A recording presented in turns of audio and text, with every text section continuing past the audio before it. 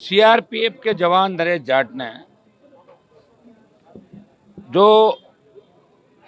20 घंटे से ज़्यादा अधिकारियों को बुलाता रहा, अधिकारियों से वार्ता करने की कोशिश की और उनके डीआईजी और आईजी टेलीफोन पे उसको संतुष्ट नहीं कर सके।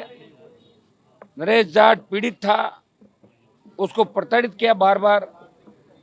जो सुसाइड नोट उसने लिखा है उसमें डीआईजी आईजी सहित तमाम सीआरपीएफ के अंदर जिस तरह जवानों का शोषण हो रहा है और अधिकारी अपने घरों पे पैरा मिलिट्री फोर्स और मिलिट्री के अंदर 50-50 जवानों को अपनी सेवा करने के लिए रखते हैं, ये जवानों का अपमान है।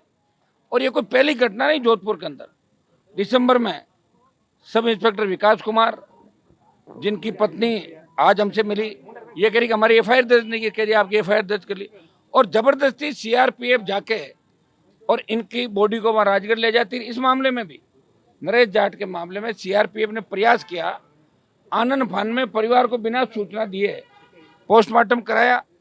समय रहते जोधपुर के नौजवानों को, हमारे एमएलए साहब और सारी टीम को इस बात का भनक लग गई।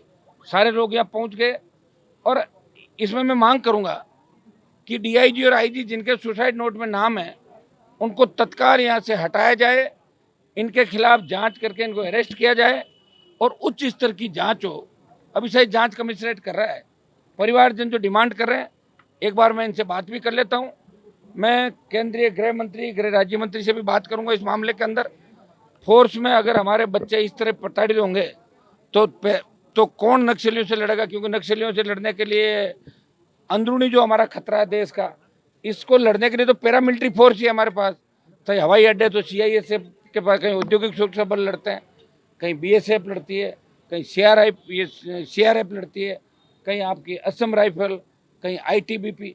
तो इस तरह ये जवानों की जो आत्महत्याएं बढ़ रही देश के अंदर, एक लोकसभा के सवाल के जवाब में नित्यानंद जी जो मंत्री है, उन्होंने जवाब दिया कि पिछले 3 साल में हजारों से ज्यादा जवानों ने सुसाइड किया। ये लोकसभा के अंदर उनका वक्तव्य था। हमें चिंता इस बात की करनी कि जवान सुसाइड क्यों कर रहा है, आखिर ऐसी स्थिति क्यों बढ़ गई कि उसे अपनी जान देनी पड़ी। उसने ये लिखा कि मेरा भरोसा उठ गया, भगवान पे मुझे भरोसा है, भगवान मेरे परिवार को और मेरे बच्चों को न्याय दिलाएगा। ऐसी स्थिति क्यों उत्पन्न हुई? हम इसके अंदर जाना चाहते हैं। हम कोई पैरामिलिट्री फोर्स का मोरल डाउन नहीं करना चाहते। पैरामिलिट्री फोर्स मिलिट्री लड़ती है, लेकिन कई अधिकारी जो इस तरह जवानों को शोषण करके उनको आत्महत्या पर मजबूर कर देते हैं, ऐसे लोगों के खिलाफ कड़ी कार्रवाई होनी चाहिए। मैं परिजनों से मिला हूं और परिजनों की जो भी मांग है उन पर सकारात्मक बात करेंगे। सकारात्मक बात नहीं होती है तो परिजनों को पूछ के अगर आंदोलन को लंबा करना पड़ा तो आंदोलन लंबा भी चलेगा। एक बार परिजन इस बात को समझ रहे सारी, ये मुझे जैसा कहेंगे अब मैं इनके बीच आ गया। अब हम जब भी उठेंगे जब परिजन संतुष्ट होंगे। इनकी इंक्वायरी भी ये जैसा चाहते हैं जुडिशियल या जो भी कर सके, लेकिन कम से कम इस आईजी और डीआईजी जिनका नाम एफआईआर के अंदर है, ये तो इंक्वायरी नहीं करेंगे, क्योंकि खुद आदमी खुद पे आरोप लगे तो खुद की इंक्वायरी थोड़ी करेगा। तो एक बार बैठ के इस मामले में बात भी हम करेंगे। प्रयास कर रहे हैं कि इनके परिवार को भी सारी जो एक होती है सैनिक की और अर्धसैनिक बल के जवानों के लिए, वो सारी क्षतिपूर्ति तो सरकार देगी दे। इसके साथ साथ जो इनकी डिमांड है, और विशेष रूप से क्योंकि हम इनके घर से बच्चा चला गया, बाकी तो अब सब अपने अपने घर चले जाएंगे, लेकिन बच्चा जो उसकी छोटी बेटी भी है और वो कहीं न कहीं दुखी होकर लास्ट मोमेंट पे उसने अपने आप को गोली मारी। आपको पता है अल्पिन भी चुभती है तो आदमी के दर्द होता है, और गोली मार के अपने बच्चों को अकेला छोड़ गया। उसका भरोसा उठ गया था सीआरपीएफ के डीआईजी आईजी, और इस डीआईजी और आईजी की बहुत सारी शिकायतें, अभी मैं जब यहाँ रवाना हो रहा था तो दर्जनों भ्रष्टाचार की दूसरी शिकायतें भी हमारे को प्राप्त हुई है। ये बात हम करेंगे। लोकसभा का सत्र चल रहा है, इसमें भी मजबूती से उठा के ऐसे लोगों के खिलाफ कार्रवाई हो, बर्खास्त हो, सस्पेंड हो, क्योंकि ऐसे लोग जवानों का मोरल डाउन करते हैं। और फिर जवान ने तो आतंकियों से लड़ेगा, नक्सलियों से वो अपने इर्द गिर्द रह जाएगा। बहुत बड़ी विडम्बना है कि आपने जवान को एक तरीके से बंधक बना दिया, बाहर नहीं जाने देते थे, बच्चों के लिए दूध लाने नहीं देते, बिस्कुट नहीं देते।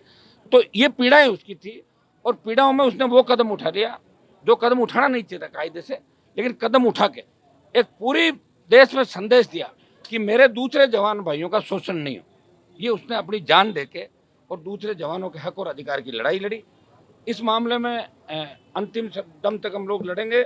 और मैं बात कर लेता हूँ एक बार प्रेसिडेंट सारे मेरे सामने, जो भी इनकी डिमांड है वो हम पूरी कराएंगे। और डिमांड अगर पूरी नहीं होगी तो ये आंदोलन लंबा चलेगा, तो आंदोलन को राष्ट्रीय लोकतांत्रिक पार्टी